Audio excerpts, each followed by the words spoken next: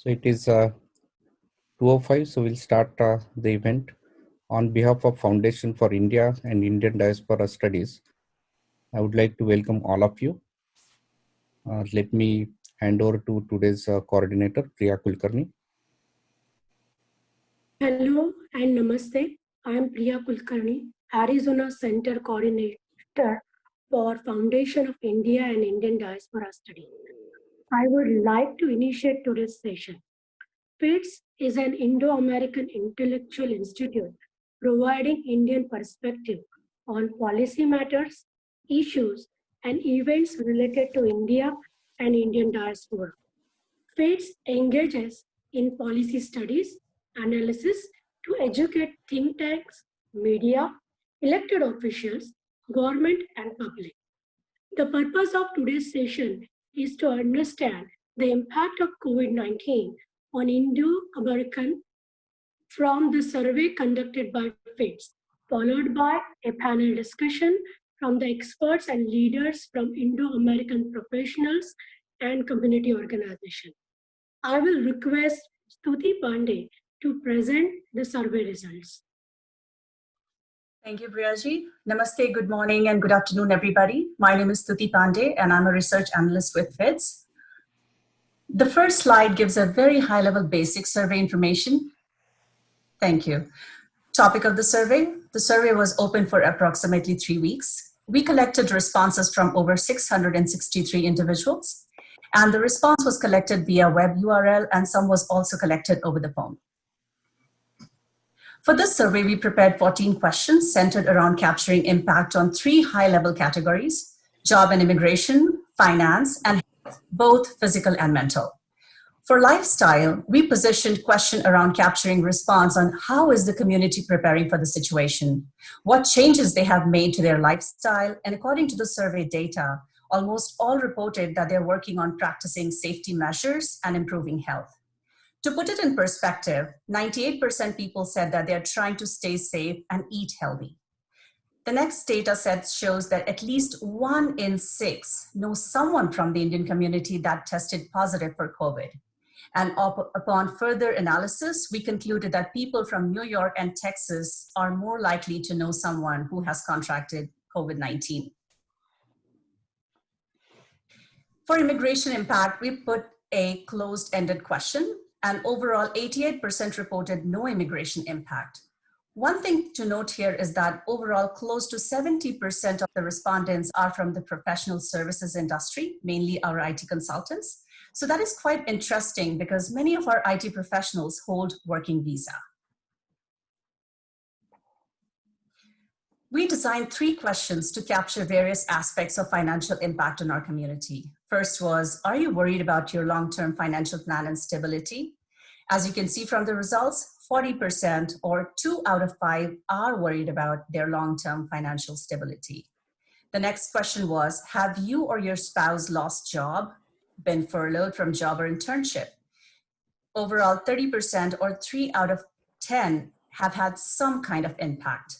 Data analysis also showed that 18 to 35 age group is the least impacted one, because 80% from the 18 to 35 age group reported no impact to their job.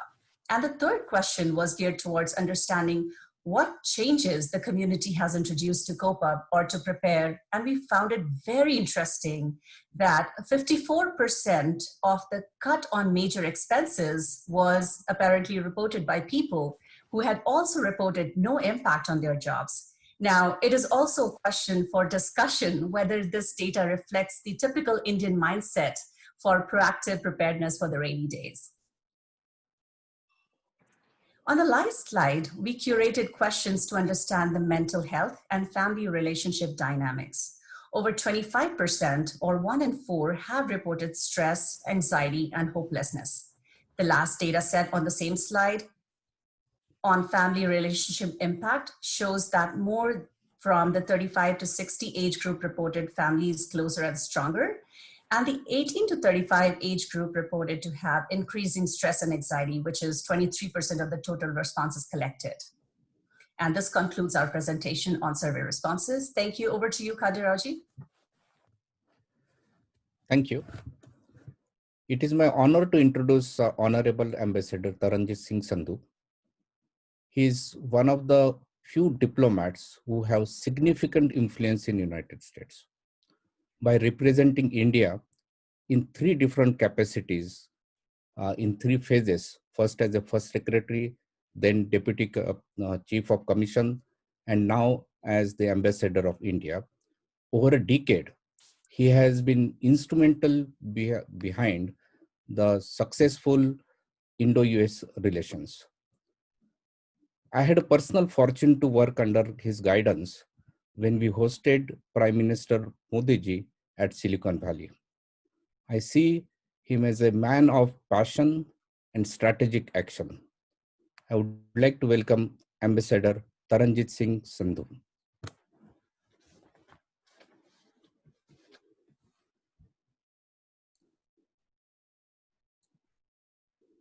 Thank you, Khanderao-ji, and dear friends, I'm delighted to be here with you today. Firstly, I compliment the Foundation for India and Indian Diaspora Studies for coming out with this survey on the impact of COVID-19 on the Indian American community. The 4 million strong Indian American community in the United States is an important bridge between our two countries. Indian Americans occupy important positions in various walks of life, including business, academia, research, institutions, professionals, medicine, and energy. You are important stakeholders in our relationship with the United States. The Indian diaspora has played an important role of projecting a positive image of India as a vibrant, democratic, and pluralistic society and a valuable partner for the United States. The COVID-19 pandemic has been an unprecedented challenge across the world. After an early lockdown, restrictions have been lifted in India, except for the containment zones where the number of active cases are still high. Economic activity has resumed in other parts of the country. Under the leadership of Prime Minister Modi, India took early and decisive steps which helped to delay the spread of the virus. We have a high recovery rate, almost above 60%, and a low death rate. We are also testing over 215,000 samples every day. More than 1,000 labs across India are involved in this exercise. COVID-19 has had a catastrophic impact on the global economy. Governments across the world are focused on pandemic response and recovery and in evolving strategies to mitigate the negative impact of the pandemic on the economy and employment. The Indian American community has demonstrated resilience and remarkable ability to fight in this crisis. You have also been supporting your local communities in different ways. I am aware that some organizations have set up helplines. Others are making and supplying masks and other assistance. The spirit of community service that you have demonstrated is commendable. There is widespread recognition of the important contribution of the Indian American community. I have been speaking to many congressmen and senators from both the parties, and they highly appreciate your contributions. In India too, our leadership is focused on economic recovery and mitigating the impact of COVID on the common people. Prime Minister Modi has given the call for Atmanirbhar Bharat. Our leadership has announced a stimulus package of more than $265 billion and a comprehensive set of economic reforms focused on agriculture, labor, FDI reforms, defense manufacturing, mining, civil aviation, space, atomic energy, and infrastructure, and much more. Our focus is on attracting investments and spurring economic growth and employment. The United States is a critical partner in our bold agenda for development. As global strategic partners, India and United States have close cooperation in all spheres of human activity. President Trump's visit to India in February this year elevated our partnership to a global comprehensive strategic partnership. This reflects the desire of both countries to work closely together on a range of areas. The relations between India and United States are underpinned by shared values of democracy, freedom of speech, and rule of law. India-US relationship has also enjoyed bipartisan support over the years. During the pandemic, India and United States have been collaborating closely, especially in health and sciences. Our pharmaceutical companies are working closely together for co-development of a vaccine. There are at least 3 such collaborations. As you know, Gilead has entered into an agreement with 7 Indian pharmaceutical companies to manufacture and distribute remdesivir, which has been authorized in treatment of COVID-19. India has been a reliable partner during this crisis and stepped up the supply medicines and equipment to over 100 countries, including the United States. Closer cooperation in health, life sciences, technology will be the way forward. The pandemic has created a new normal. It has posed challenges in terms of movement of stranded Indians. Our embassy and consulates have been working round the clock to assist people who were stranded during the lockdown. Our government, as you know, has undertaken the largest evacuation exercise in the history to bring back Indians stranded from all over the world. Since 7th May, more than 50 flights have departed from United States. Another 30 such flights are planned during this month. Based on the feedback from the community, the government has also relaxed the travel restrictions on OCI cardholders, with specific categories being allowed to travel on the Vande Bharat flights. Our embassy and consulates have been in regular touch with the network of community, social, religious, and cultural organizations to provide support to the stranded Indians during the pandemic. The Indian American community has come forward with enthusiasm to help students and other stranded Indians with food, lodging, and other support. We deeply appreciate their help and support. As I mentioned, the Indian American community is an important stakeholder in our relationship with the United States. I commend the important work that you have been doing in building our partnership. I would once again like to thank you for having me here today, and I wish you and your families good health. Thank you. Thank you, Ambassador Taranjit Singh Sandhuji. So you have covered very well both how India is effectively handling the COVID-19 scenario, and also graciously mentioned about Indo-American communities' participation in helping the mainstream community in this COVID-19. Your thoughts covering various topics has been very much educating to all of us. So once again, I thank you. I also recognize Professor Ved Nandaji, who is an international expert of law, who is a Padma Bhushan awardee, and Hindu Swayamsevak Sangha Chalak. So he's also on call. He will be giving concluding remarks at the end of the session. I would like to hand over now to Pranjali Dani. Namaste everybody. My name is Pranjali Dani and I'm one of the volunteers with FITS here in Silicon Valley. So good morning, good afternoon, and welcome again to everybody. I would like to thank all the attendees and our guests who are here with us today. And amongst so many renowned faces we have, I would like to recognize few of those who I was able to spot. So we have amongst us Professor Yashwant Pathak, Mr. Ritesh Tandon, who is a candidate for Congress, Dr. Jhunjhunwala, Mr. Yogi Chugh, Mr. Sukhi Chahal, Mr. Arun Kankani, and Mr. Chandru Bhamra. I may have missed few names, so please pardon me for that.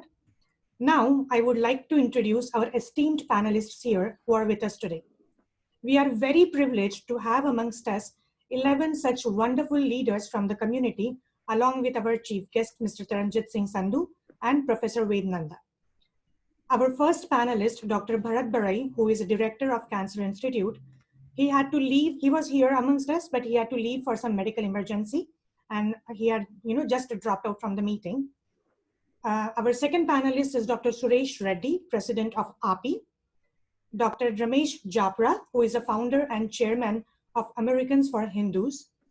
Kalpesh Joshi, he is director of AAHOA. Mr. Navneet Chugh, he is attorney CPA of MD and also runs and is MD of Chugh firm. Dr. Venk Shukla, ex-president of Thai Global. Dr. Sampath Shivangi, president of Indian American Forum for Political Education. Professor Sri Srinath, president of Seva International. Vishal Khera, he is an entrepreneur. Dr. Mandar Patekar, radiologist and HSS coordinator. And Amrita Haude, she is master's in psychology and public health and also an Hindu Yuva coordinator. Now, I would like to request our first panelist, Dr. Suresh Reddy, to share his thoughts with us. The set of the program would be each panelist would get 4 minutes. There will be a timer running on the screen. I would request all the panelists to present their thoughts, to share their thoughts and insights, 4 minutes each. I would now like to request Dr. Suresh Reddy to start the. Thank you, Ms. Israni ji. Can you hear me all? Can you all hear me, Israni ji? Yes. Thank you. Thank you again, and thank you for this forum for inviting me, and also special thanks to Sandhu ji. He has been extremely, Ambassador Sandhu ji is extremely instrumental in several of the API projects today. API, as you know, is an association of almost 80 to 100,000 Indian physicians, first, second, and third generation Indian physicians representing their interests. We have paid membership of almost 13,000. API, our main goal is education, mentoring, research, service, and charity. Those are our mission goals. And this year we started with our main goals were prevention of childhood obesity. Obesity, as you know, is a worldwide disease. And also training CPR. These projects we have done in all the obesity project and awareness and the CPR, we have done in 7 continents, including South America and Antarctica this year. And that's itself is a huge success. Then in the middle of the year or coming to the end, when we are ready to prepare our Chicago convention, we got stumbled on this pandemic. It has hit us so hard, the whole world, and it has given API, the Indian physicians in the United States, a major challenge. And all the Indian physicians in the United States have come up to the challenge, did extremely well, and now we are seeing the downslope of the curve. We have done several projects in the last 3 months. Especially, I would like to thank again Ambassador Sandhu ji for extensive cooperation from the Ambassador's office. We were able to provide more than 1,000 online prescriptions to all the Indian visitors who are stuck here for their prescription extensions and free medical care. And we have opened an online website on our website for helpline, and 60 Indian doctors are constantly working on the website trying to help these Indian visitors who ran out of their prescriptions. And Ambassador's office was extremely helpful. Amit ji and Anurag ji, they were extremely helpful from the consulate office. And coming to the education, we did so much, like public education, health education is for the public, and we released press releases, we did TV ads for health cleanliness, and API is the first organization, health-related organization, that called for a total national world lockdown. We called for the first wearing mask, universal masking. We called for heavy health and hygiene and hand sanitization. So these are all the health-related programs we endorsed. Then coming to the physician, like medical education, we conducted more than 50 webinars in the last 3 months to educate the physicians, because our organization has almost 100 chapters all over the country. in every state. So we educated the physicians from all over the world, India, Australia, Europe, because we're all sharing the knowledge. So the more you share, the more you get. So that way we educated all the physicians and updated them about the new treatments, new protocols, and we brought the hospitals in the rural area to come up to the speed with other protocols. We did several research projects. The main one is a plasma research project. We coordinated with the Mayo and several connected them to rural places so that this will go on a seamless, especially the convalescent plasma treatment. We also did several research projects on how Indians, for some unknown reason, with our ethnicity and our genetic makeup, we are a little bit more resistant to these infections than the rest of the America. Especially if you look at Indians, the number of population, the congestion, and it's a 1/3 of size of America, but almost like thrice the amount of population. And still we have more resistance. So we are doing research on that. We did mentoring, especially the younger doctors and also doctors in the rural areas. And we did services. Our own physicians came out of them retirement, and several of them worked at the front lines, and they provided the service. And coming to charity, and we raised huge funds to increase the protective devices like PPE equipment to various doctors in various county and city hospitals which lacked them. And coming to the last point, we honored more than 10,000 nurses in over 100 hospitals in over 37 states, including Hawaii and Alaska. This is a token of appreciation of all the hard work the nurses did in America. Thank you all. Hopefully I did not cross my 4 minutes. I didn't time. Thank you. And if I cross, I apologize. If I didn't cross, maybe I'll donate my time to someone else. Thank you so much. Thank you so much. Thank you so much, Dr. Suresh Reddy. You didn't cross your time. So thanks for being precise, and thank you for your insight. I would now like to request Dr. Suresh Reddy. I would now like to request Dr. Romesh Japra. Thank you, Suresh ji, again, and I would now like to request Dr. Romesh Japra to share his insight with us. Dr. Japra ji, are you here? Can you hear me? Am I muted? Okay, thank you. Yes, we are able to hear you. Thank you. All right, बहुत धन्यवाद. I tell you, what I have is going to take a lot for more than 4 minutes, but I'll try to finish within 4 minutes also. You know what my personal views are. It's amazing what we have learned over these 3 to 4 months last. But I'll, since I'm representing not personally, but the Festival of Globe and the Americans for Hindus, so I'll just cover a few things, how we got affected as communities. As you all know that, before that, we have been celebrating a lot of culture, Indian culture, which we have been very, very proud of. It's in our blood, and we come from back home, and then here, no matter where we are sort of drenched into it. So we started with Festival of India, India Day Parade. For many, many years, we've been doing that. And when I talk about culture, it carries everything. It carries our religion, our spirituality, our languages, our dances, our festivals, and everything else. So we've been celebrating it. But unfortunately, since the holy time, Vaisakhi, the Pongal, and many, many other festivals, we had to cancel them. And literally cancel them because whatever we do virtually inside, it's not the same. So I remember good old days, we started doing these festivals all on the outside. Before that, we used to. But once we started doing the parade and we started sharing our culture with everybody else, with all the other communities, and we made it Festival of Globe. So it's not that we want to share with our children or our generation, but also the mainstream Americans. We wanted to share our culture.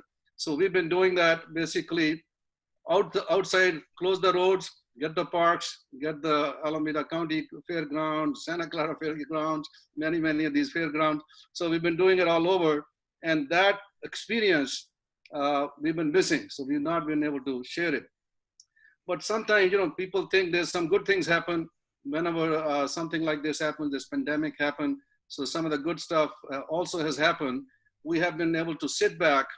Of course, I can talk about I've not been sitting back that much because I'm on the front line. I work every day. The weekend I take the call, so I've not taken a single day off, as far as I'm concerned personally. But otherwise, I've been able to talk to a lot of people. We've been able to ponder over, deliberate things, get our mind shares together.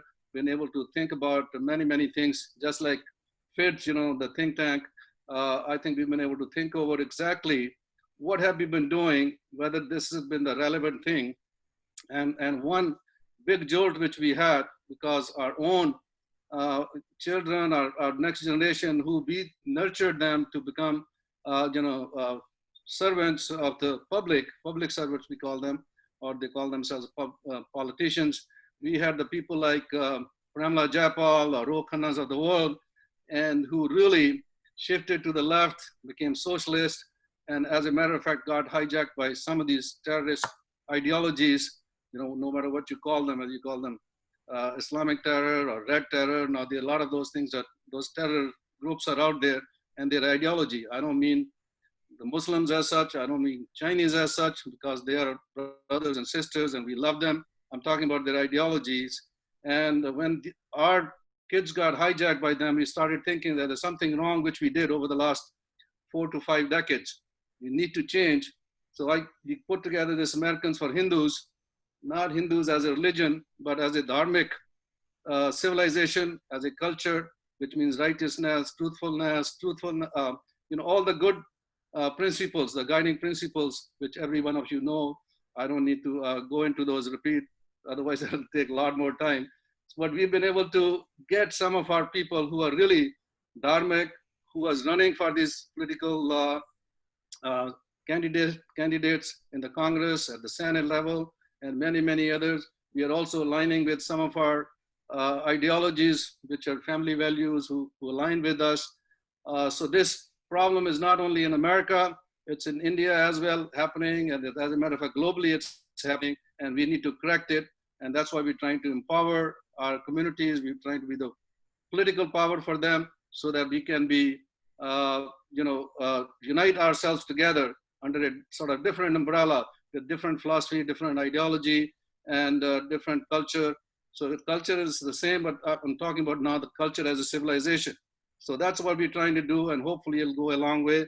Many of you over here, I'm noticing that they are all part of us. Those who are not, they can become part of us. I think this is a movement, this is a revolution which needs to come. We started gather, from here in our Bay Area and in our valley here. I think another revolution is going to take place, which is probably going to go back home in India as well as others. We don't want tukde, but we want Akhand Bharat. And of course, we want this ideology which can lead, and all these other democracies, the modern democracies, not go back to socialism and communism. So I'll stop right there. I don't know if I did that 3 or 4 minutes, but like I said, we've been missing a lot, but we've been gaining a little bit also. And hopefully come elections, November, we'll be the winner, and we'll work with them, and we'll try to bring this change, which is very much needed, not only in America, but also back home in India and globally. This change is definitely needing. We no need to go backwards towards leftism, communism, socialism, and all those ideologies which have failed again and again. So we need to stick to our guns and try to bring our dharma as a principle to guide everybody. Dhanyavad. Thank you so much, Dr. Ramesh Chopra. It was very insightful. And you didn't went that much overtime, so it's fine. Okay, good. Thanks for your insight again. So I would now like to request Kalpesh Joshi, Mr. Kalpesh Joshi, who is the director of Asian Hotel Owners Association. He's an active leader in the Indian American community. Dr. Kalpesh Joshi, are you on?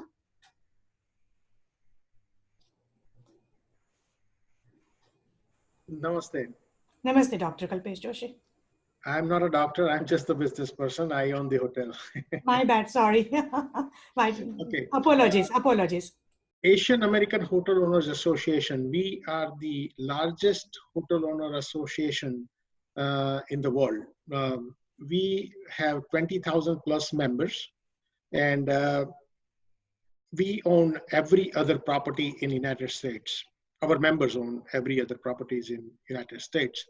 As you know, that when COVID-19 happened, the travel industry has been hurt the most.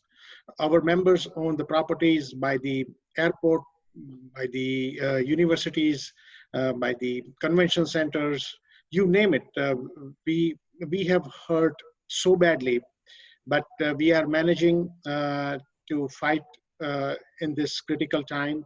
Also, as an association, we have a lot of educational programs. We conduct more than 400 webinars, but this year we have also come up with special training for our members, how to be safe and to protect our employee and to protect our guest. So we have the special training for all our members.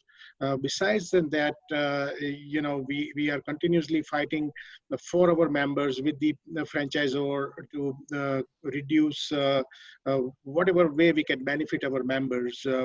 Particularly, our win was we have stopped the breakfast, also all the other food services which we were giving it free to the guest. That has been, it has been suspended for at least 6 months, and we are trying to make sure that we reduce that in the future.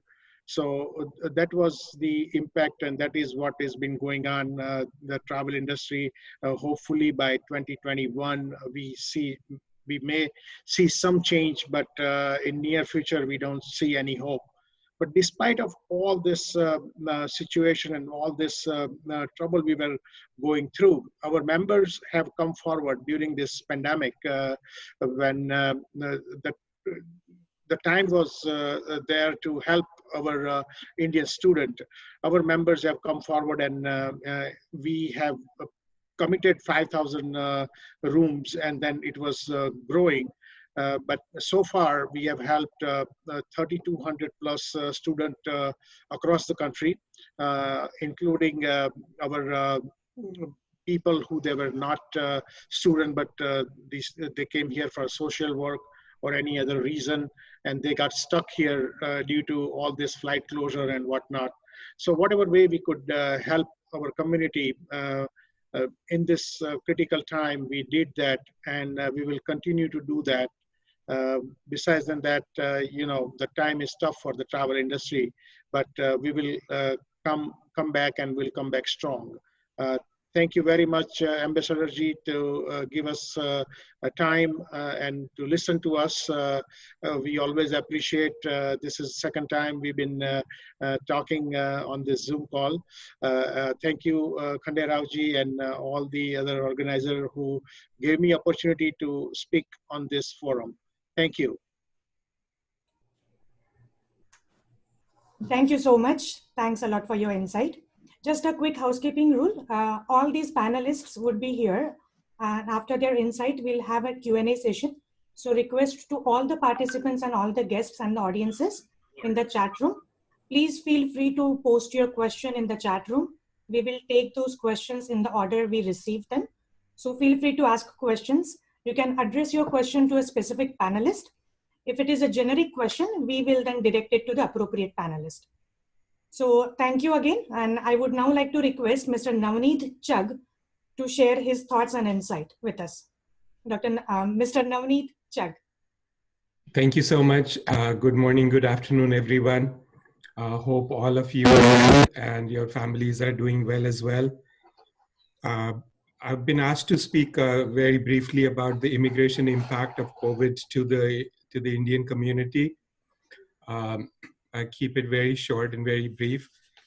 First of all, green cards and citizens, there is no change. For people that green card petitions are being processed, those people might see a delay because when employers have to advertise that there is no employee available in the United States. So obviously when they advertise now, a lot of people will apply. So those people whose green cards are pending might see some change. For H1s and L1s, it's been really bad. A lot of them have lost their jobs because the employers that they further work at, end client sites, are shut down. And the worst thing is H1L1 people are not eligible for unemployment. And those that needed to return back because they don't have work, there's no flights. And so they're running out of status and with no salaries, no money. And our clients and employers have been helping as much as they can. And you cannot even write a salary check to somebody who's not on H1 or L1 visa. So they're triply hurt, and no travel back to India has been the worst thing for them. But the good news for the rest of us and for the business people of United States, and especially the Indian community, the government's done a lot. There have been a lot of unemployment benefits that have been increased. Almost everyone making under 100,000 was sent a check of $1,200 per person. The government's paying for 2 weeks of sick leave and 10 weeks of family leave. And for people running businesses, it's one of the few countries on the planet that has done it and has the resources to do something like this. The government is paying for all employees' payroll for 2 months for 8 weeks, up to 100,000 a year. In addition, the government is giving out the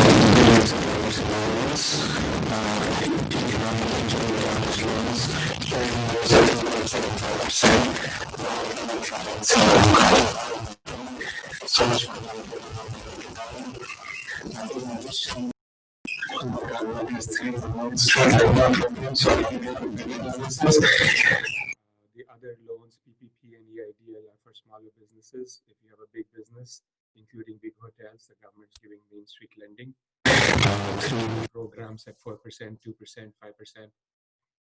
PPP has been really beneficial. Some $2 trillion has been spent on all these programs. 90% of my clients have received payroll protection program loans, which is actually a gift if you pay your employees. And finally, when life gives you lemon, then you make lemonade out of it. And we need to stay optimistic. The best thing of our culture is Sarbat Ka Bhala, and we always worry about our community, our family, and our larger community.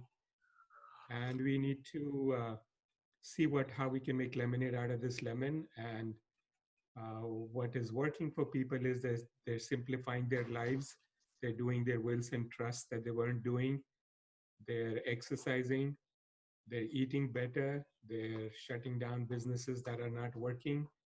They're cleaning up their offices and cleaning up their homes, and paying off debts that are just unnecessary, reducing the financial burdens on the families. And above all, I have a sign on my desk that keeps me going. The sign says TTSP, this too shall pass. We shall overcome this. The world has overcome worse disasters than this, from Black Plague in 1300, where half of the world vanished, and 52 million people dying in 1918. In Spanish flu, it should have been called the Indian flu because more people died in India than anywhere else. 12 million of the 50 million people died in India. We have overcome all of this. This too shall pass. Hang in there. Thank you. Thank you. Thank you so much, Mr. Chuck. It was very insightful. Now I would like to request Venkatesh Shukla, to share his insight. He is an ex-president of TIE Global. So Venkatesh Shukla, are you here, Mr. Venkatesh Shukla? I'm here, thank you. Namaste everyone. I'm thankful to Khande Rao ji and to FIDS for arranging this conversation, very timely. I am a seed stage VC and I invest in B2B companies.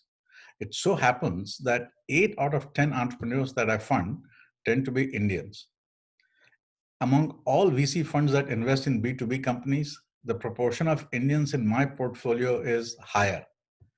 But you'll be surprised to know that it's not that much higher. Mind you, I'm only talking about B2B startups. So more than 50% of B2B startups in the Valley have an Indian as a founder, while our proportion in the population in the Valley is mere 5%. It's a mind-boggling statistic. I did a simple exercise and looked at the recent acquisition history of the most prolific acquirers in the Valley: Cisco, VMware, Splunk, and Palo Alto Networks. Guess what? 60 to 70% of the companies they acquired in recent years had Indian founders. 60 to 70%. So the message really that should go to non-Indians is, hey, if you want to get your company funded and get an exit, you improve your chances if you bring an Indian as a co-founder. So needless to say, that COVID has disproportionately impacted Indians just because they are disproportionately represented in the entrepreneurial community. So mid-March to mid-May were the peak of panic and uncertainty. If a startup happened to be raising money during those 2 months, it had a huge challenge. If it had raised money, and before that, they were okay. 3 of my portfolio companies were caught in that period. They all raised money, but at a significant discount, as much as 50% to the valuation they expected just a few months ago. And I'm sure this story was repeated across all venture funds. One impact practically every company startup felt, was that their revenues came crashing down. The customers were in panic. They're also facing uncertainty. And the first thing that anyone does in that situation is to hold off on new purchases. So majority of the companies essentially had to tone down their revenue expectation very, very significantly. They had to adjust their burn rate, which means how much employees they have on their payroll proportionately. And they had to just adjust to this new reality very, very quickly. There are some companies that did well, especially those customers that relied on people gathering in one place to do the work, and they couldn't do that anymore. So those companies that solved those problems with technology, they did extremely well. So for example, you see, one of my portfolio companies does automated custom clearance of shipping containers, which is extremely, stuck in the process 200 years ago. People sit down and see with 200 pages of tariff table and do all those things. So those kind of companies did very well. I think I'll just keep my remarks to this, and unless there are any questions later on. Thank you. Thank you so much, Mr. Shukla. I would now like to request Dr. Sampath Shivangi, who is the president of Indian American Forum for Political Education, to share his insight. Dr. Sampathji, are you here? Dr. Sampath Shivangi? I think you're on mute, for some reason not audible. Can somebody else confirm, is he audible? No, I cannot hear him. Can you all hear me? Yes, yes. We can hear you, yes. All good, yes, we can hear you. Yes. We can hear you. We can hear you, Dr. Sampath Shivangi. I don't think he can hear us. I have messaged him. Let's give him a couple of seconds. Otherwise, we'll go back. Hello? I just unmuted him. Yeah, we have an audio problem. I cannot hear. We can hear you. Yes.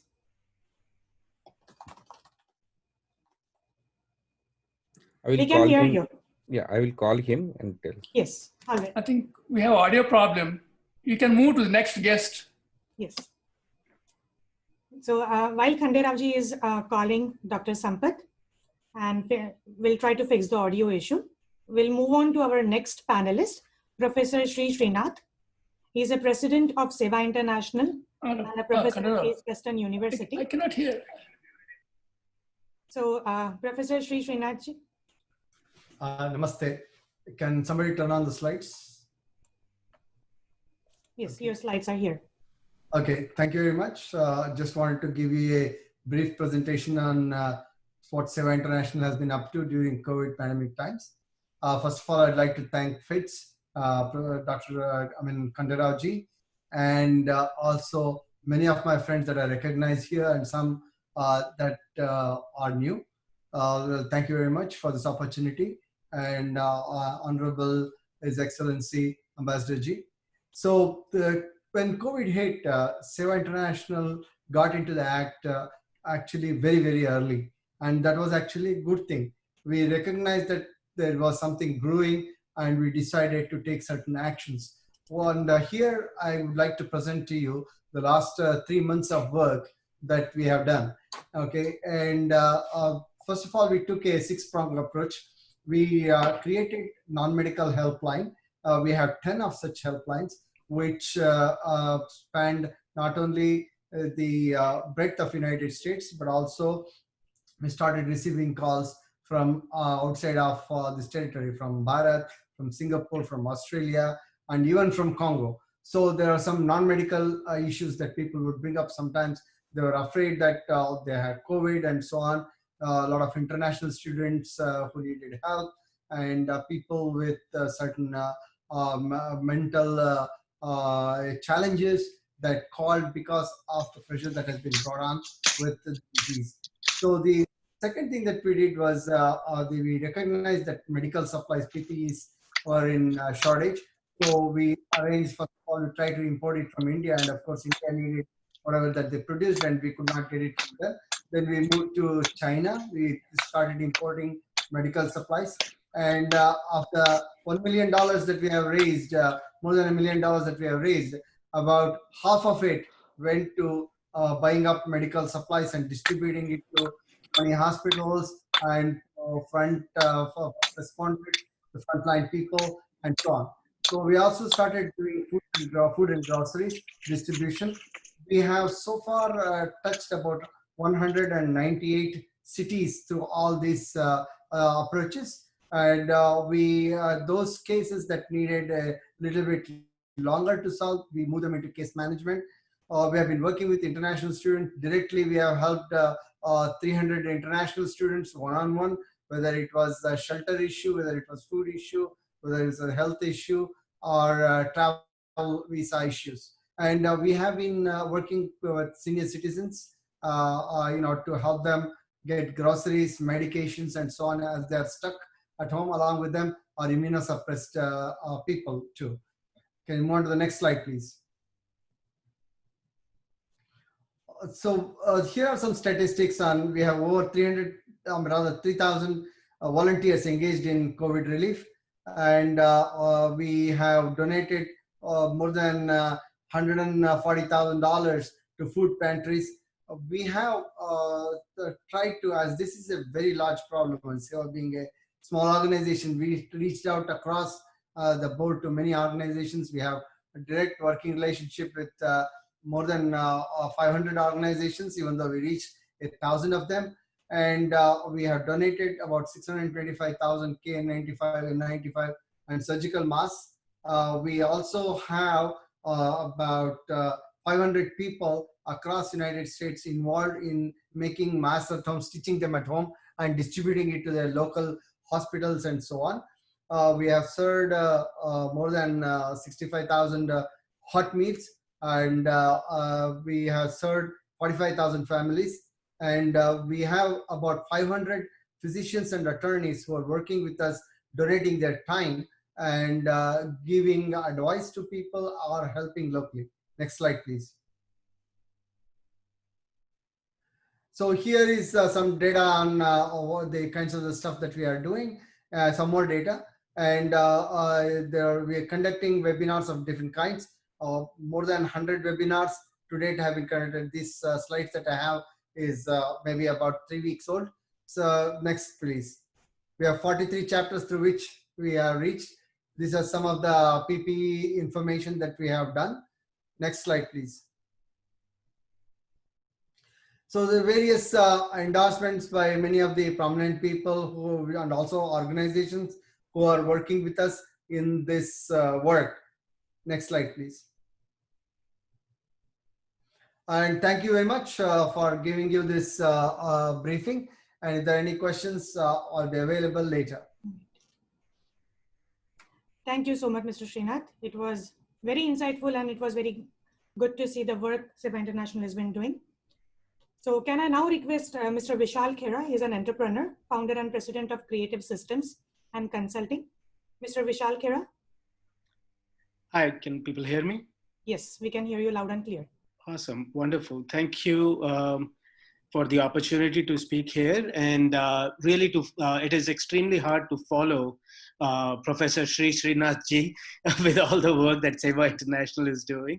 So absolutely, I will try to do a little bit of justice to that. I am Vishal Khera. I am president of Creative Systems and Consulting. We are a federal consulting organization offering, based out of Northern Virginia, offering IT services to various federal agencies like U.S. Department of Agriculture, Department of Treasury, Small Business Administration, and several other agencies. So, we've had for last 3 years an internal program called Creative Cares, through which we reach out to the community at large. We have done several events as part of the Creative Cares efforts for a wide variety of community initiatives. But as part of COVID-19 support, what we did was we signed the Sankalp Patra that Seva International had provided early on, which was essentially saying that, yes, we don't know what is expected or what we will be facing over the next 3 to 4 months or longer, but let's all of us Indian American organizations come together and coordinate our efforts. That was the Sankalp Patra that we signed with Seva International, and that was really helpful because it helped us combine our efforts with several of the local like-minded organizations, whether it was the cultural organizations, temples like Chinmay Mission, Rajdhani Mandir for Youth, Asha Jyoti, or with other corporations in the similar field like Zolon Tech or Peridot. So all of us came together in Northern Virginia, DC area. And what we recognized was that immediately after the COVID crisis hit, a lot of homeless shelters, their typical donors or the folks who were offering services there, they pulled out. And they were left with nobody providing food and other supplies to these shelters. So as part of the overall Seva International's efforts, Vimla Ji Rangwani coordinated all of these efforts in the DC area and brought our organizations together. We raised a lot of funds to start helping these local shelters. We helped about 6 to 7 local shelters. At one point, we were the only organization offering them meals, warm meals, well-packed meals for about 15 days. Since then, the other organizations have come back and they are now getting back into their usual way of working, but we have still continued to offer those services. As part of the overall Seva International efforts, we have provided about 2,000 meals to the local DC homeless shelters.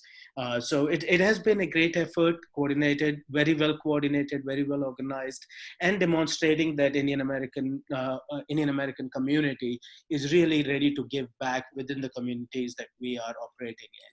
And it has been very well received. So thank you, Srinath ji, for taking that effort. Thank you, Vimla ji, for all the coordination that you have provided throughout this period for really making the difference. Thank you. Ji, the chat is disabled. Okay. Yeah, just hold on. So Bhanu Gowda ji, please enable the chat. Yeah.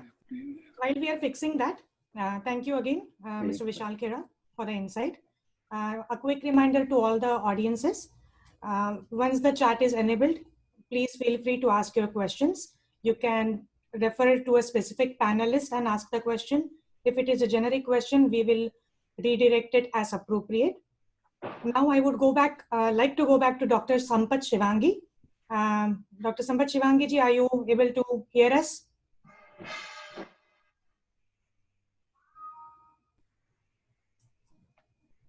Dr. Sampath, are you able to hear us? Looks like there are still audio issues. Khanderao, do you want to coordinate that? And we'll move to our next panelist. You can move to the next. Yes. So I have a very difficult task of timekeeping. So that's why I'm sending, or I will be sending the messages in private chat to all the panelists. So apologies for that. This is a very tough task, but we have to keep track of time, and that's why, trying to monitor the time better. Dr. Sampath Shivangi, are you able to hear us before I move on to the next panelist? Looks like not. So let's move to the next panelist, and Khanderao will be coordinating the audio issues with Sampath Shivangi. So Dr. Mandar Patikar is our next panelist. He is a radiologist by profession and HSS coordinator. Dr. Mandar Patikar, are you on? Yes. Can you hear me? Yes, loud and clear. Okay. So namaste everybody. Thank you for having me. Namaste. So I'm representing Hindu Swayamsevak Sangh, which is popularly known as the Sangh. So Sangh aims to organize the Hindu community in order to practice, preserve, and promote Hindu values. And part of this training is to conduct seva activities. So we have about 219 shakhas or the branches in 31 states with a weekly attendance of 7,000. I was just trying to start my timer, make sure, okay. With the COVID-19 pandemic, we got quickly in action. We work very closely with Seva International, and many of our volunteers are shared and common. So we have Seva activities in 27 states, 198 cities, and we collaborated with 426 other organizations. We also contributed 2,049 volunteers, and the beneficiary organizations were about 352. Most of the common activity which we conducted was giving fresh meals to hospital staff, EMS, police, and even jail staff workers. We distributed about 4,300 fresh meals. Of course, mask making and distribution along with Seva International, we contributed to that. And we also helped stranded tourists and isolated seniors with groceries, filling prescriptions. Many of our volunteers are doctors, and that helped a lot. We also had spiritual help. We had Ram Katha in 7 languages with live reading. We also had online yoga classes. Overall, we touched the lives of about 150,000 people through different activities. And even though we conduct Seva activities routinely, we had to do some innovation. I'll just give you an example. There's a small town called Peoria, Illinois, where they do weekly reading activities for kindergartens and first graders in underserved part of the town, which is mostly 95% African American. Now we can't see the kids. So what to do? So what we are doing now, actually next week, we are distributing gift bags to the houses of 80 kids with have summer activity kits, reading material, and of course, some snacks for the kids. Every year at the end of our reading program, we do field trip and celebration. And of course, we can't do that because of the current issues. And this is our way of telling our kids that we have not forgotten them and they are just like our own kids. We have some other programs which are currently stopped, but we are working on other ways of doing them. We have a Saturday in-person tutoring for 2 hours. More than 150 students have benefited over the 7 to 8 years we are doing that. Similarly, for the reading program, we have had more than 300 students over the years who have benefited, and more than 40 volunteers who have benefited from these programs. I'm purposefully using the word volunteers are benefiting themselves by conducting the seva. Overall, Sangha is doing its utmost to help with the COA relief effort, and we'll continue to do that.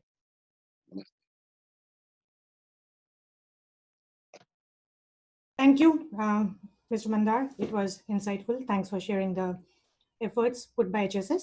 I would now like to request Amruta Howde. She has done Masters in Psychology and Public Health, and she is also an Hindu Yuva coordinator. So Amruta, are you on? Yes, I am. Namaste. Can you hear me? For me, your audio is very low. Not sure about others. If possible, could you please fine. louder? Sure, I can. Great. Namaste, everyone, and thanks so much. It's wonderful to be here with so many incredible leaders in our community, and thank you to all the attendees. So I'm grateful to be here on behalf of Hindu Yuva. As a Hindu student organization with 33 chapters and counting across university campuses, Hindu Yuva aims to practice, preserve, promote, and protect Hindu Dharma, and of course, support and serve our fellow youth and communities of all backgrounds. So as we all know, COVID-19 severely impacted students in many ways, and they were left with instability and uncertainty in many aspects of their lives, and especially for international students without family to support them while they're here. So to respond to this, Hindu Yuva, along with Seva International, Bharatiyam, and Vivekananda House, quickly came together a few months ago to launch the Student Support Network. So within a matter of days, over 80 students and young professional volunteers mobilized to launch a student helpline. And the helpline covers all time zones and runs 15 hours a day, 7 days a week. And so through this support network, launched for youth and by youth, we've been able to support over 400 people personally through groceries, accommodation, medical and legal, resource direction, and of course, linking with the Indian Embassy for more specific support. We can go to the next slide. So beyond the immediate response to the helpline and immediate emergency response, we're really committed to providing ongoing support through various networks. So recently we launched a program that's focused on creating a mentoring network for professional development with over 200 individuals signed up so far. And the need for this moment is really linking students with internship or job opportunities, especially since many of them were quickly dropped a few months ago, leaving a lot of students without income as well as professional development opportunities as students and for their long-term career growth. So these mentors will be able to provide career guidance and skill set development.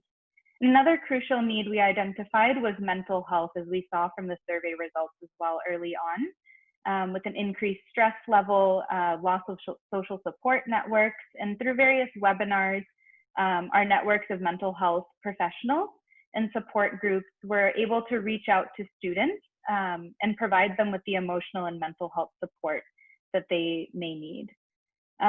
So sometimes we hear that youth or students may not be as motivated to serve their community or may have other priorities or preoccupied with other things. But I think the Student Support Network was really yet again another wonderful example, proving this wrong and seeing how quickly that so many students could come together to support their peers. And so we're really grateful for the support and collaboration of hundreds of volunteers from Hindu Yuva, Seva International, Bharatiyam, and Vivekananda House in these efforts over the past few months and in the ongoing efforts. And we're really committed to continue supporting our fellow youth everywhere. Thank you.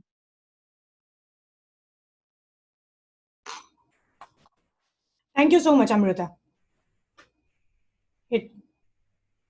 I'm not interrupting you, right? You were done. Or is it an audio? I'm finished up. Thanks. There was a small glitch on my side, so I'm just making sure that I'm not interrupting you. So thank you again. And let's try and go back to Dr. Sampath Shivangi. Are you able to hear us now, Dr. Sampath? You are on mute. Can someone unmute him? Okay. Yeah. Yes. Can you hear now better? Yes. Okay. Let's echo. Can you hear me without my phone? No. Okay. Okay, I will start. Let's see where we go. I think that Dr. Sampath, there are two audios on at your side. I know, that's why I was saying. No, I think you have to unmute that one and mute the other one. mute the one on your computer and unmute yourself on the phone. Now, is it any better? Yes. No. Still hear the echo. It's okay. Let's see. Yeah. See. Okay. Anyway, before I start, I just want to make an announcement on behalf of API. Prime Minister Modi is going to address API conference this evening, 8 p.m. Eastern Time. You are most welcome to attend, and you can have that link on apiusa.org. It was just an announcement by Dr. Suresh Reddy. He requested me to do it. So thank you, Dr. Kandera and FIDDS for this innovating event. Congratulations. And since I'm on the National Board of Mental Health and the State Board of Mental Health as the chair, I thought it'll be a good idea to present some aspects of mental health that has affected not only Indian Americans, entire US population. So I'll spend a few minutes on what should we expect out of this pandemic. This is all about COVID corona, thanks to China. As per Washington Post recent editorial, it was in Wuhan, China lab since August 2018. I was not sure how many people have noticed that. Of course, it came out public in 2019, sometime September, October. But due to limited time, let me focus on the devastating effects of quarantine, loneliness, and social isolation that are twice as harmful to physical and mental health of all the population. There is a robust evidence that social isolation and loneliness significantly increase risk of premature mortality, the death, separation from loved ones, uncertainty over disease status, boredom can create dramatic effects. Suicide has been reported. Substantial anger generated because of isolation. 9 days of quarantine, just 9 days of quarantine would produce acute stress disorder, exhaustion, detachment from others, more avoidance behaviors, greater loss of income, showed substantial anger, annoyance, fear, frustration, guilt, helplessness, nervousness, sadness, and worry. It is observed that isolation and quarantine will lead to substance abuse. There is evidence that acute exposure of stress post-isolation would lead to addiction to drugs, alcohol, nicotine, cocaine, amphetamine, and marijuana. On the other hand, if quarantined or isolated people who use drugs may face dangerous withdrawal symptoms, reuse drug consumption of supplies, or illegal procurement of increasing the risk of overdose and death. This is not to suggest that quarantine should not be used. Not using quarantine and allowing disease to spread, mitigate to worse. However, depriving people of their liberty for the wider public good is often contentious, and lawsuits have been filed. Hence, needs to be handled very carefully. I hope I did not scare you, but made you aware of twists of life post-quarantine. Hopefully, world will emerge better in 2021 because we're expecting vaccination. Some companies are saying that they will have it the end of July, but I doubt it. But at least by December 2020, we're going to have vaccination. We'll have a new world. And thank you again for listening to me. Thank you. Thank you so much, Dr. Sampath Shivangi. Apologies for all the audio issues we had earlier, but thanks for all the panelists for their insight and their thoughts and work they've been doing or their organization has been doing around COVID. Now the next session starts, which is our Q&A session. So feel free to ask questions in the chat that has been enabled now for all the users and the audience and the guests who were not able to ask question. The chat is now enabled. You can ask your questions. So we have few questions. I'll go over the first question. Rakhi Israni has this question for us. Rakhi, do you want to ask this question? Sure. So this is actually for 3 different people. We'll just break it up. The first, from the medical's perspective, Dr. Shangi, Dr. Reddy, if you can tell us, the shortage of beds that's being reported in the media about how it's getting worse in the summer. What is the ground reality? I mean, do you see that as far as like the hospital needs and all, is it increasing or is it getting better? So this is for me. Oh, okay. For Dr. Reddy or for Dr. Shangi, either one.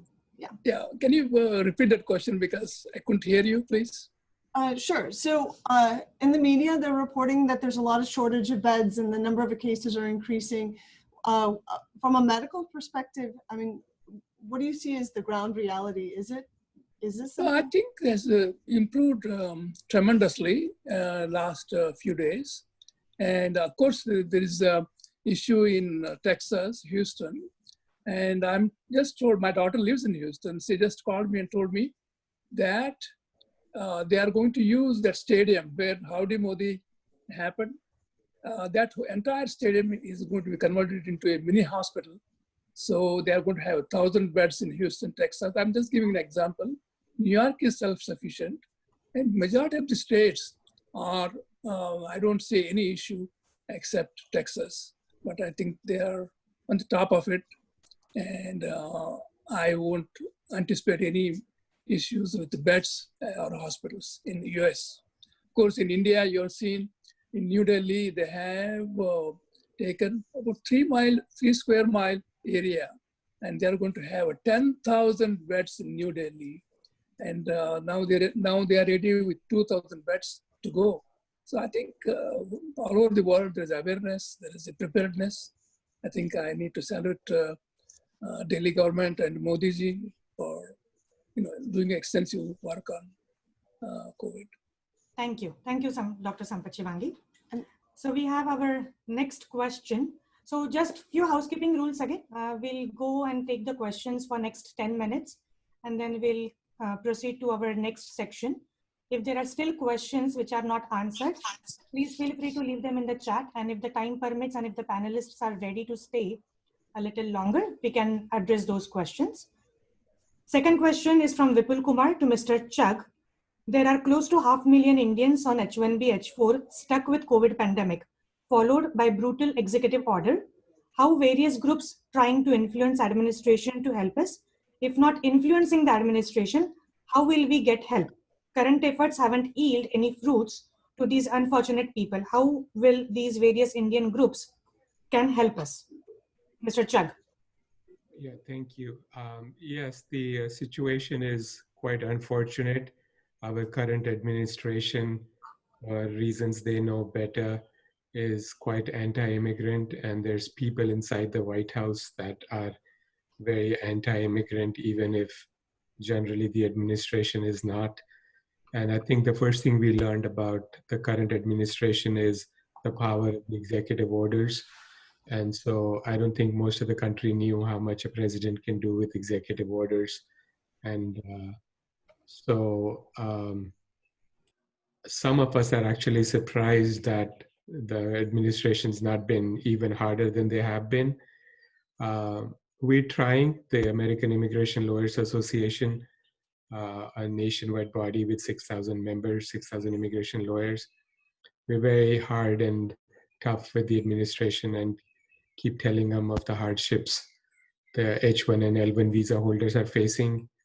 And 50% of the H1 quota of 85,000 is consumed by the Indians.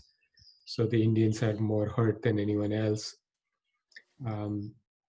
it's really difficult. They're not even getting unemployment. And there's other Indian local organizations that are helping as well. Honestly, the biggest hope we all have is, very candidly, is that the administration changes in November. Otherwise, the immigration impact for Indians in this country will continue to get worse. But I suggest anytime you meet your congressperson, local senator, anytime you find out who they are, they're very approachable, and to drop them letters and call them and tell them that this nation was built by immigrants, and the immigrants to this day continue to give to the society and not take away, and to be decent and reasonable with the immigrants. Thank you. Thank you. Thank you, Mr. Chuck. So next question is from Vaiju and Vijay. And this question is regarding flights. So I guess I'll direct it to Mr. Srinath. Seva International has been helping into that matter. So the question is, according to recent news, all flights going to Bharat are suspended till 15th July 2020. Are Vande Bharat flights still available? And in case of emergency, how to get on the list to visit Bharat if one's parents are ailing? Dr. Srinath? Yeah, this is actually a question we constantly get. Our helplines are getting these questions, and this is best directed to the embassy. His Excellency is there, and they can answer that. Unfortunately, he had to leave for some other okay. work. So Yeah, this has been, the flights are continuing. In fact, I know somebody who's leaving tomorrow, so it is not like it is stopped. But the challenge is that it is one way, and which means that the flights are going from and this is now picking a bone that India is not allowing flights of US Airlines. Some background noise. Okay, so there are a number of problems we have wherein a parent has passed away and they would really like to go to India, and especially if they do not have Indian citizenship, then this becomes doubly difficult to get them a spot. We have tried to get it intervened at the highest levels, the Embassy of India, the Consul General of India, and it is not very easy. And there are a number of such people with very, very difficult situations that are unable to go. Okay. Thank you. Thank you, Mr. Srinathji. So next question is from Manisha. What is the impact of working from home in the long run? Maybe I'll direct this question to Mr. Vishal Khera. What do you think? What would be the impact of working from home in the long run? Sure, thank you. So as an organization ourselves, we have about 200 odd associates in the organization. We have been 100% remote since March 14th or 15th. So it's been close to 3.5 months. We are nowhere close to opening up again. But that is because we are in the IT industry. Our work is continuing as normal. In fact, we have seen productivity gains across all of our programs. So our communication to all of our employees has been that we are in no hurry to open up. As the DMV region, the District of Columbia, Maryland, Virginia region opens up and go into phase 3, we will still continue to monitor it. We are in no hurry to start having employees come in.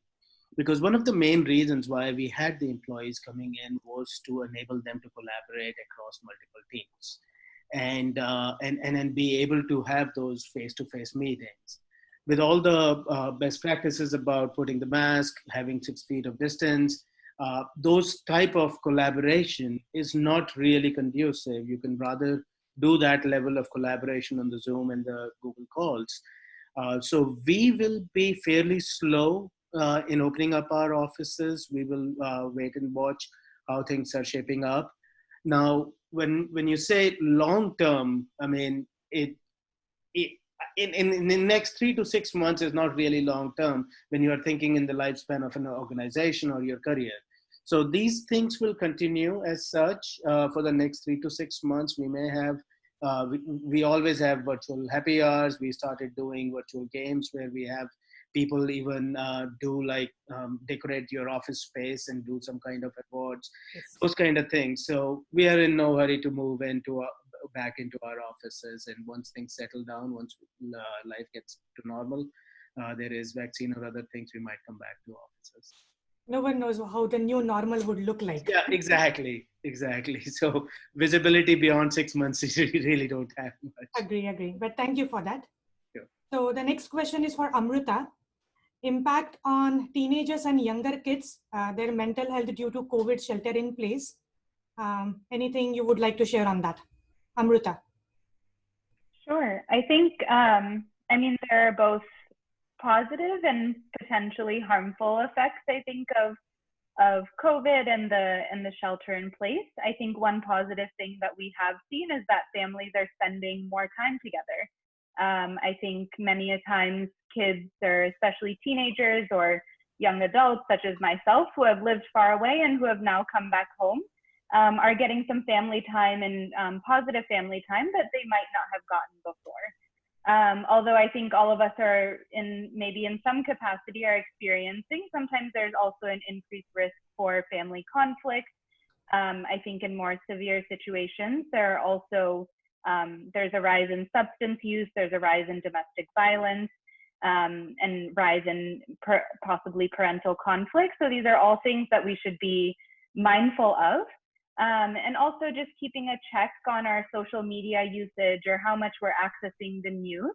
I think especially with younger people utilizing social media even before this pandemic to really stay connected, but what are other positive ways that we can engage with our community and utilize social media in positive ways with responding to current events or staying connected with friends. Without it having so much of a negative impact or an overdose of the negative effects of sheltering in place. Thank you. Thanks, Amruta. So next question is for Venk Shukla. Any impact of pandemic situations on startup fundings? Any thoughts on the current predicted fail rates for startups, especially Indian-owned startups? This is for Venk Shukla. Yeah, thanks. I think in general, what has happened is that venture investing is a very one-on-one, very personal kind of, in the final analysis, a very emotional investment. So the fact that you cannot meet someone face-to-face has a very severe limitation on the pace of venture activity. Some of those activities are getting done where you had already met them before and you already knew who they were and you had looked into their eyes and developed a feeling of comfort. But otherwise, it's a very, the new deals, you see, have been very, very severely impacted. So, and I expect this thing to continue until places like Starbucks open so people can go out and sit outside, you see, and meet and have coffee. In some cases they have, but still the comfort level, you see, of people going out and meeting strangers is still not there. So I think that's will continue to have an impact. And another follow-on investing also is challenging now because none of the startups are meeting their revenue projections because in general, you see, their customers are suffering. So I think this would have, I think until a vaccine comes out, until the psychology, mass psychology changes, this will continue to have a drag on it. Though some of the deals will still keep getting done. Hope that answers the question. Yes, thank you. Next question is for Kalpesh Joshi. How is the travel and hotel industry affected, and what are the survival plans till 2022, in 2020 and until 2022? This is for Kalpesh Joshi. Thank you. As I mentioned earlier, we are working very hard to save whatever way we can, wherever we can get the help from. Right now, as you know, that our Indian owners are, many of them, they work at the hotel So whatever way we can save, we are keeping our employees, but at the same time, wherever we can cut our cost, we are trying to do that. And hopefully, as I said, that we are keeping our place safe for our employee and our guest. So slowly business has started picking up.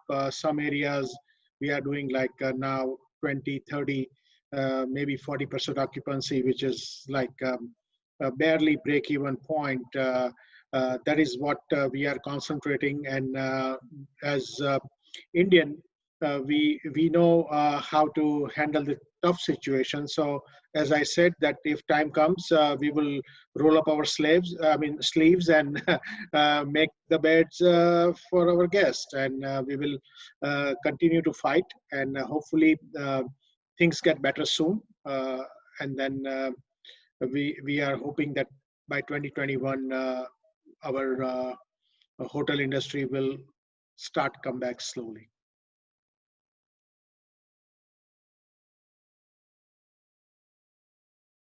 Sorry, I was talking on mute. So thank you so much for that insight. I will now pass it on to Priya Kulkarni for our next section. There are a few questions which we haven't answered. Sorry about that. This is all about timekeeping. We want to end on time. So if there are a few questions which are not answered, we will keep them in the chat room, keep asking questions in the chat room. After the program, if panelists are still there, and if you want to stay back, we will try to answer those questions. So on to you, Priyaji. Am I audible? Yes. We also have few more esteemed Indians and organizations who contributed to mainstream America in COVID-19 pandemic, such as Dr. Mohan Shinde, Professor Walter Anderson, Sant Gupta. I cannot see the slides.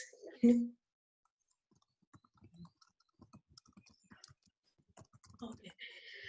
Sandeep Patel from AAHOA DC area coordinator, Anil Patel, hotel owner, Bharat Patel, hotel owner, Vishal Patel, hotel owner, and tri-state area from NY, New York, New Jersey, and Connecticut, Anil Monga, entrepreneur, and Prakash Pura. And we have organizations such as Seva International, HSS USA, Overseas Volunteers for Better India, Chinmay Mission, Vishwa Hindu Parishad, Gayatri Chetna Center, Bharatiya Temple of Philadelphia. I once again thank all of you, attendees, panelists, for joining today's session and for spending your time, and Professor Ved Nandaji to concluding the event.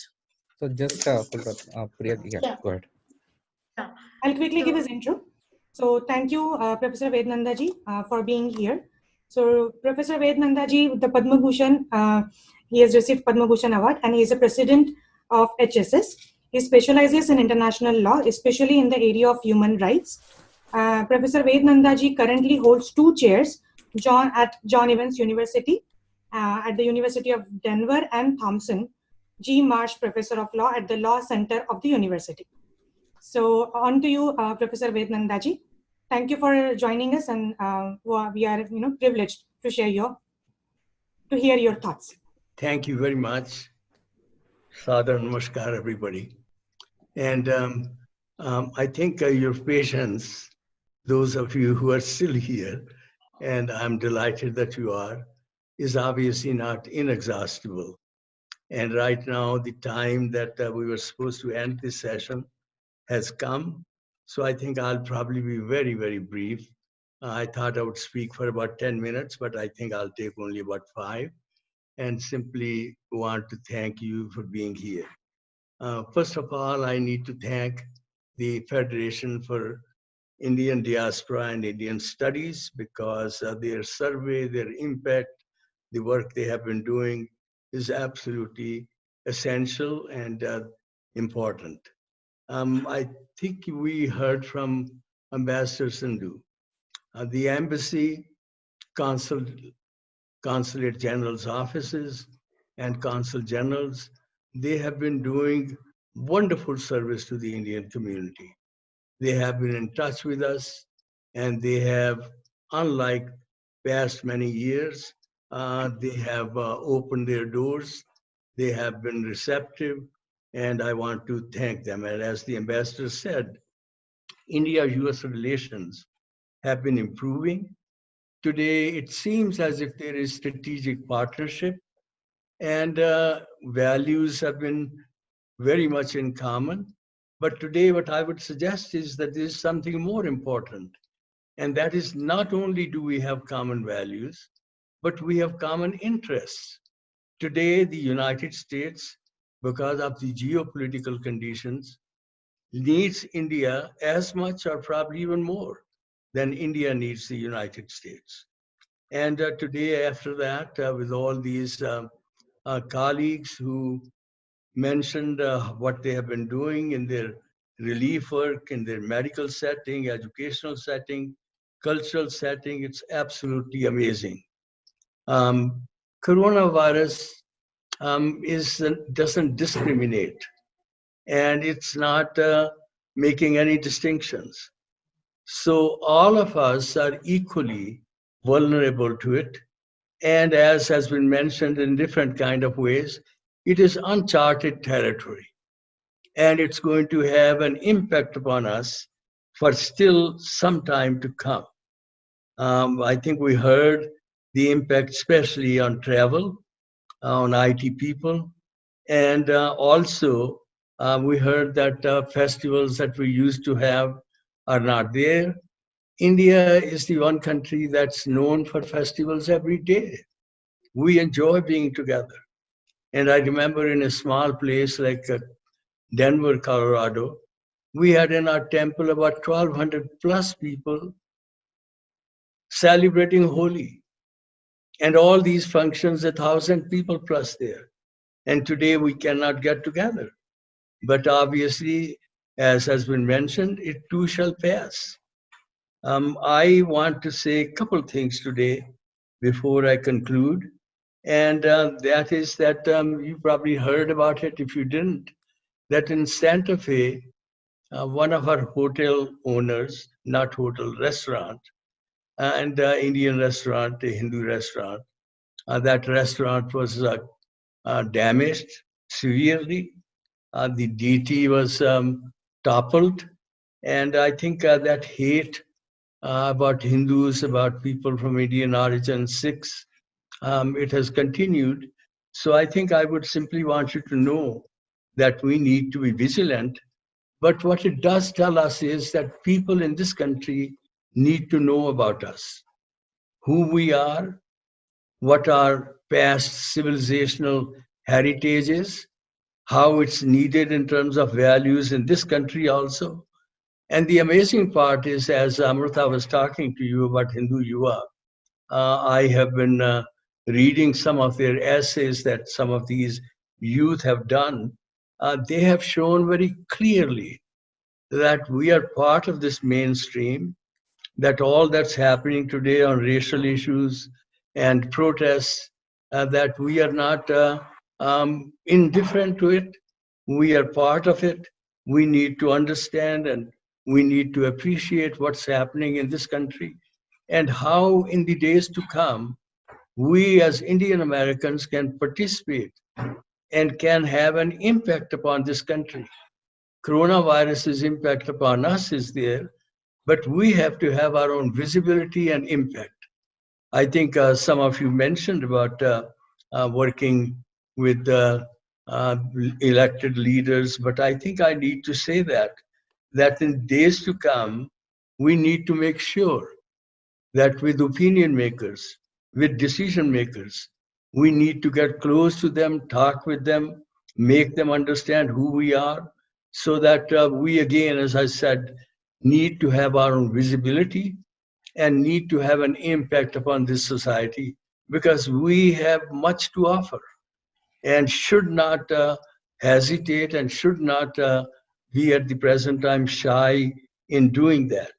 And along with that, I would simply say that our own students, and many of you whose children are in schools and colleges, and we are wonderful physicians, we are wonderful people in the IT, we are wonderful engineers, but I feel very strongly that we need to have our own students, Indian Americans, in humanities, in media, so that people can know about us, people can know about our literature, people can know about our own values.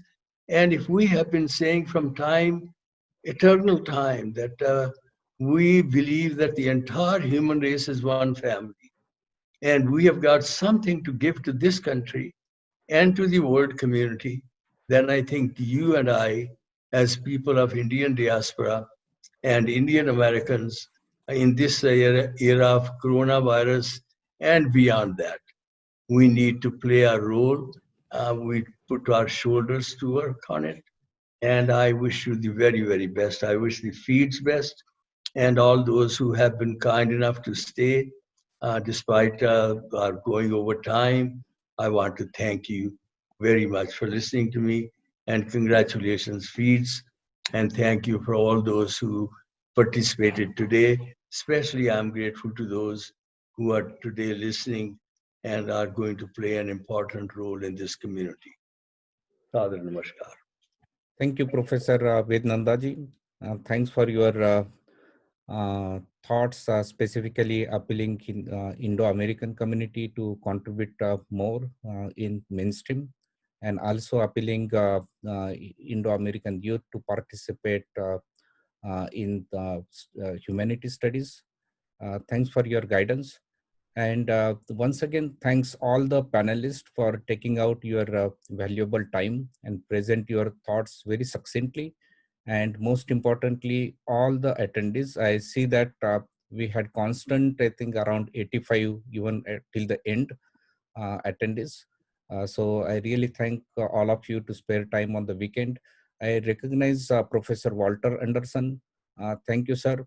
I'm hoping to see you having a next webinar on Indo-China with you. So thanks all of you. And I think we will officially adjourn the program. However, if we will keep the channel open and unmute all, if people want to chat or ask question or discuss, and if panelists have time to hang around, that will be good. But officially we'll end the program now. Thank you, everybody. Thank you, everybody. Thank you, Khandarao-ji. Thank you.